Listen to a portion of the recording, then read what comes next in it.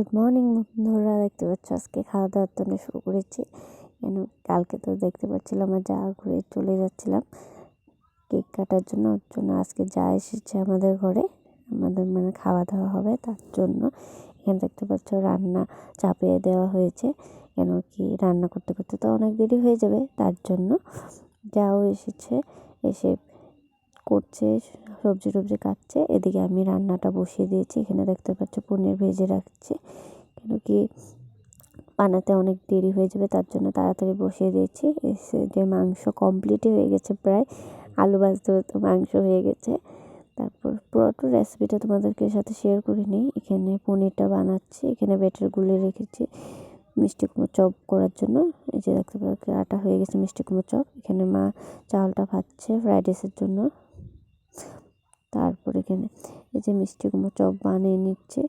এখানে যে দেখতে পাচ্ছ রান্না কমপ্লিট হয়ে গেছে। এখানে পোলাও হয়েছে, তারপর পনির বানিয়েছি, তারপর এখানে সালাড আছে, তারপর মিষ্টি কুমড়ো চপ আছে,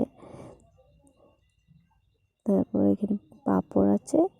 তারপর এখানে মানে আমাদের ঘরের সামনে আমার ননদ একটা বিয়ে হয়েছিল, ওদেরকে ডেকে দিয়েছি খাওয়ার জন্য। যে সব খাচ্ছে, সবাই খাওয়া দাওয়া হয়ে যাওয়ার পর তারপর আমরা বসে পড়েছি। দেখতে পাচ্ছি শাশুড়ি মা, আমি, আমার যা একসাথে বসে আমরা খেয়ে দিয়ে অল্প মানে আমরা বাইরে যাব।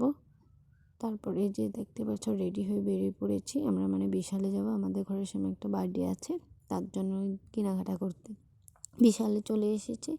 তারপর ভাবছি কে নেওয়া যায়। তারপর এটা আমার যা নিয়ে নিয়েছে, তার সাথে একটা চামচও আছে, মানে ওকে দেবে।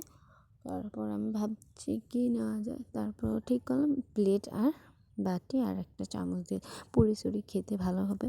তারপর এসে দেখছিলাম প্লেট দেখছিলাম, কিন্তু প্লেটগুলো ডিশের সাথে মানাচ্ছে না, তার জন্য মানে ডিজাইন মিলছে না। তারপর আমি একটা বাটি একটা চামচ এইটাই নিলাম। ভাবছিলাম নাহলে দুখানা প্লেট নিয়ে নিতাম, কিন্তু ডিজাইনগুলো অন্য অন্য ছিল, তার জন্য মিলছে না। আজকে ভিডিওটা এতটুকু, ভালো লাগলে লাইক কমেন্ট শেয়ার সাবস্ক্রাইব অবশ্যই।